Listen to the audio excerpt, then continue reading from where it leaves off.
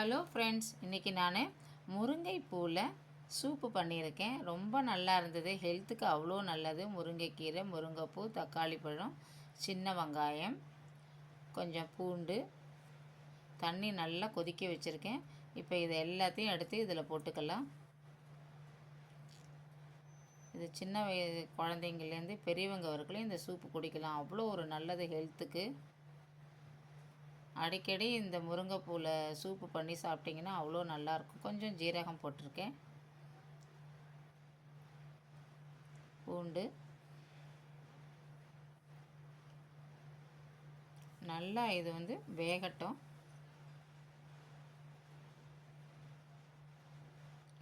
கொஞ்சம் மஞ்சத்தூள் போட்டுக்கலாம்.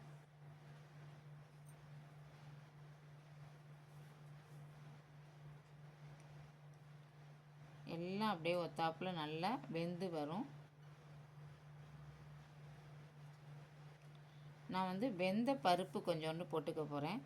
நீங்கள் அப்படி இல்லைன்னா நீங்கள் சிறுபருப்பு கொஞ்சோண்டு போட்டுக்கலாம். ஒரு டீஸ்பூன் போட்டுக்கலாம். போட்டு அதுலேயே வேக வச்சுக்கலாம். நான் வெந்த பருப்பு கொஞ்சம் எடுத்து வச்சுருந்தேன், அதனால் அதை எடுத்து போட்டிருக்கேன். பயத்தம்பருப்பு தான் அது. போட்டிங்கன்னா நல்லா சேர்ந்து அழகாக ஒரு நன்னா இருக்கும் அது. இப்போ நல்லா வடிகட்டிடுவோம். இந்த வடிகட்டின தண்ணியை அப்படியே வச்சுக்கலாம். நம்ம வடிகட்டினது எல்லாம் மிக்ஸி ஜாரில் போட்டு அந்த தண்ணியையே ஊற்றி நல்லா அரைச்சிட்டேன். இப்போ கொஞ்சம் தண்ணி விட்டுக்குப்போம். அந்த வடிகட்டின தண்ணியையும் ஊற்றி நல்லா வடிகட்டிக்கலாம். இப்போ நம்ம ஃபுல்லாக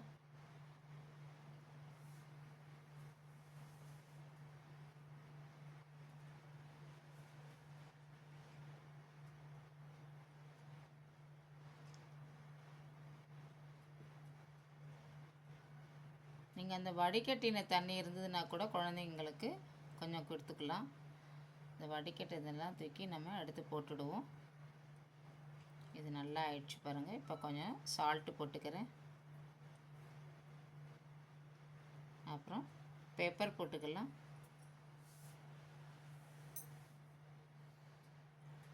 காரத்துக்கு தகுந்த மாதிரி போட்டுக்கலாம். பெப்பர் போட்டு நல்லா கலந்து விட்டுப்போம். சும்மா சித்த நேரம் இருந்தால் போதும்.